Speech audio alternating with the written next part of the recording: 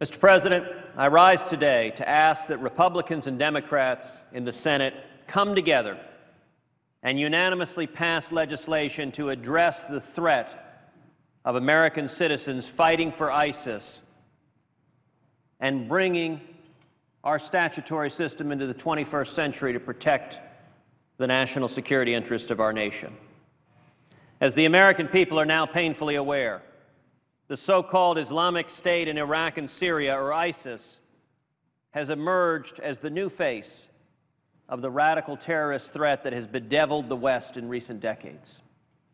This virulent jihadist group, so extreme that they got kicked out of al-Qaeda, which I will note is not easy to do, is rampaging across Syria and Iraq in a campaign of oppression and genocide, including the relentless targeting and murder of Christians, of Jews, of Muslim minority sects, Yazidis, indeed any who do not share their radical Sunni theology. While other terrorist organizations have been content with a parasitic relationship with state sponsors of terrorism, notably Syria and Iran, ISIS has a new agenda, which is to establish its own state or caliphate. They now control a territory about the size of Indiana, with oil fields that they can exploit on the black market to the tune of some $1.5 million a day. And their ranks have grown in the last 3 months alone from roughly 10,000 to now more than 30,000. Unlike some regional jihadists, ISIS also represents a direct and growing threat to our citizens here at home, and increasingly to our homeland itself. Just this week, there were news reports of an online posting urging individual jihadists in the United States to attack targets like Times Square, the Las Vegas Strip, and even locations in my home state of Texas with homemade pipe bombs. This is not the first time we have heard such threats, but we have to take them seriously. ISIS has made no secret that its goal is not simply to establish a caliphate in the Middle East. Its desire is to impose Sharia law on the Muslim population and to exterminate any religious minorities. And that desire is not confined by geography.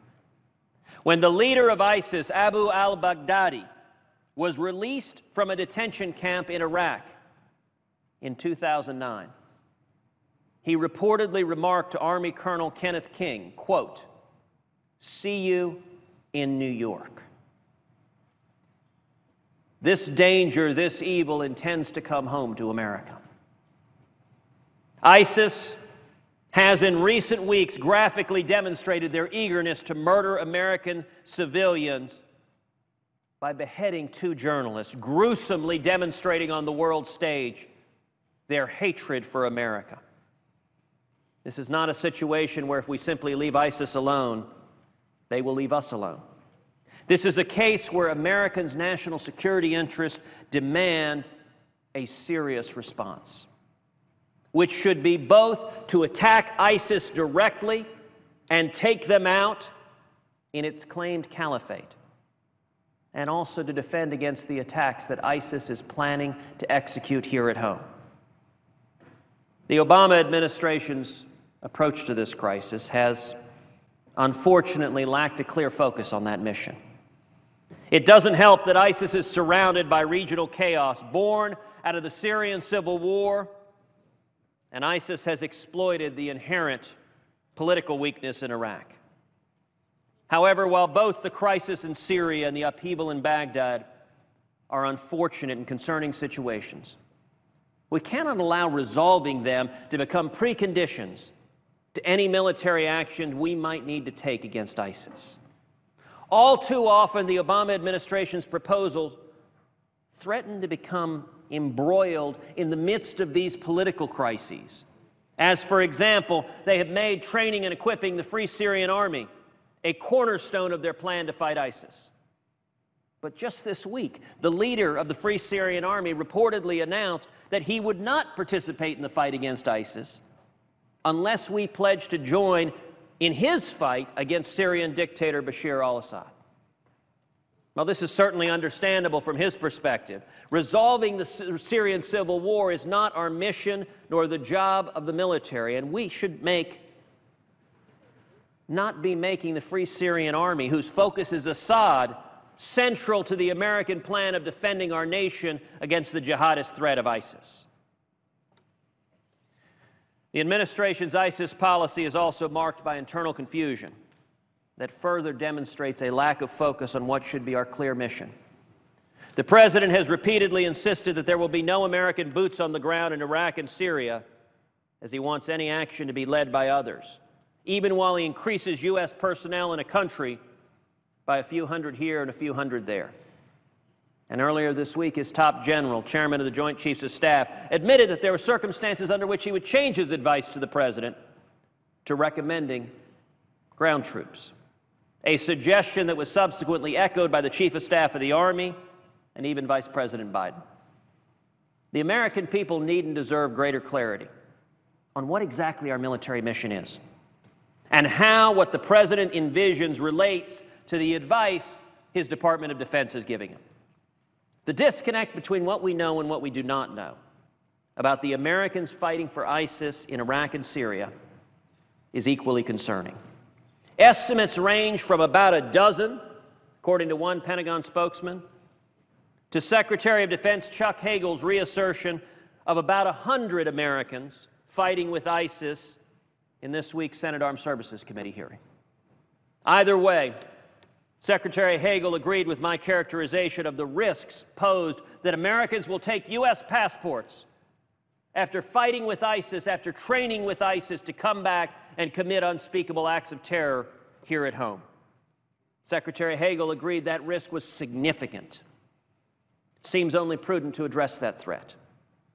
I am therefore going to be asking for unanimous consent for the Senate to pass the Expatriate Terrorist Act, or the ETA, of 2014, which will make fighting for ISIS, taking up arms against the United States, an affirmative renunciation of American citizenship.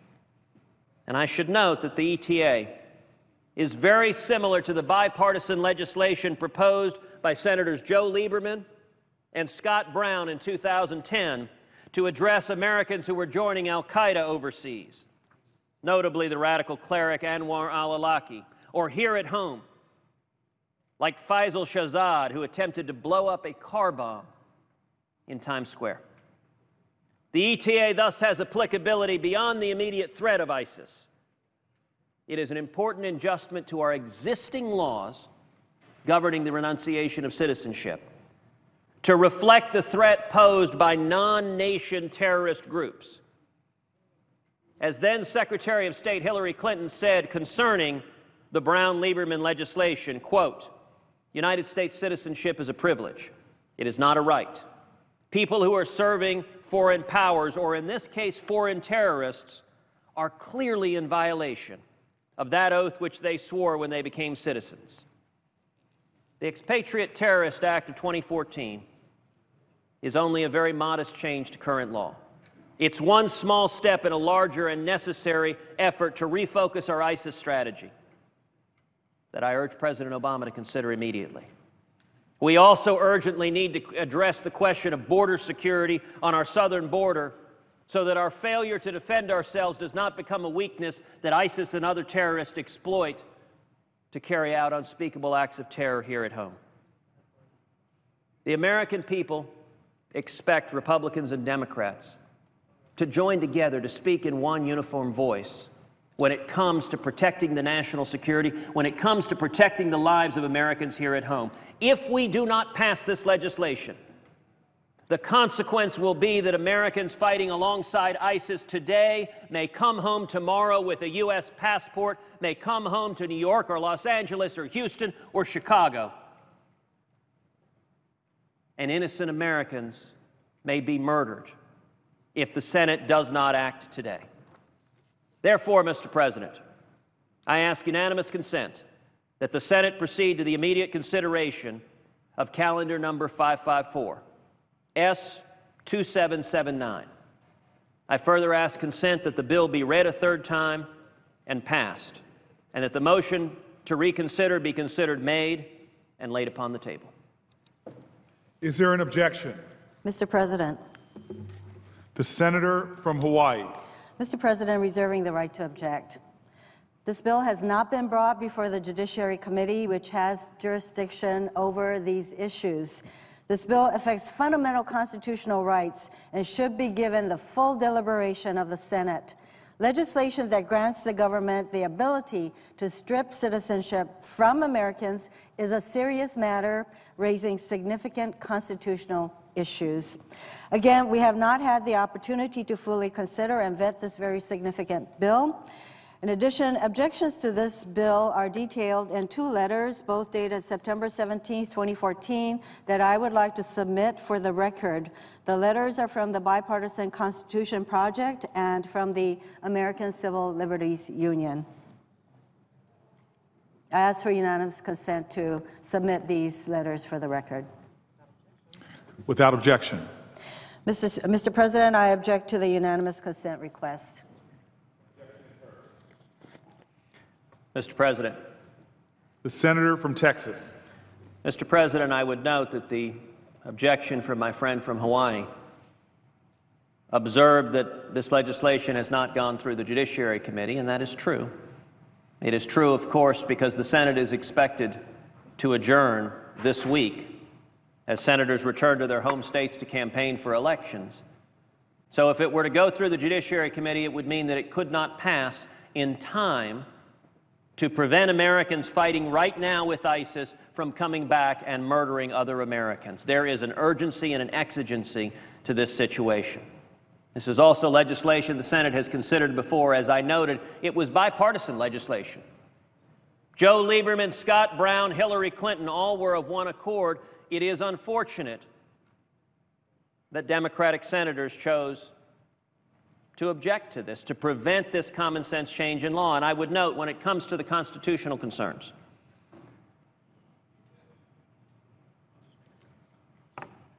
I don't know if anyone in this Senate has been more vigorous or more consistent in terms of defending the constitutional rights of Americans than I have endeavored to be during my short tenure here. I will yield to no one in passion for defending constitutional liberties, but I would note there is an existing law that has been on the books for many, many decades covering the renunciation of United States citizenship. It is current law right now that if you go and join a foreign nation and take up arms against America, that act has long been recognized as constituting a constructive renunciation of United States citizenship. And as for the question of due process, existing law provides due process, that an individual who goes and takes up arms with ISIS, and all this does is treats ISIS, a non-state terrorist group, on the same footing as taking up arms with a foreign nation against America.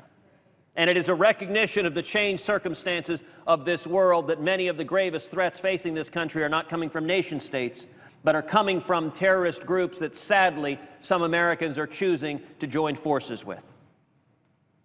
The existing law has considerable due process protection, such that anyone who is determined to have affirmatively renounced his or her citizenship has a right to challenge that in federal district court and a full proceeding under existing due process standards to have that matter resolved. The question is very simple. Would any reasonable person want an American who is right now in Iraq, who is right now training with ISIS, who is right now taking up arms, who is right now participating in crucifying Christians, who is right now beheading children, who is right now participated in beheading 2 American journalists, who is right now standing arm in arm with virulent terrorists who have pledged to take jihad to America, would anyone of good conscience in either party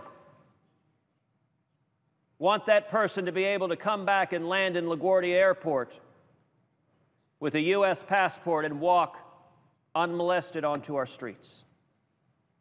The obvious answer is no, and it saddens me that we could not see Republicans and Democrats come together. It saddens me that in an election year, the Democratic senators up for election chose to block this common sense legislation rather than to work together to protect the American citizens. I hope in time we see less election year politics and more service to the men and women who all of us are obliged to protect. I yield the floor.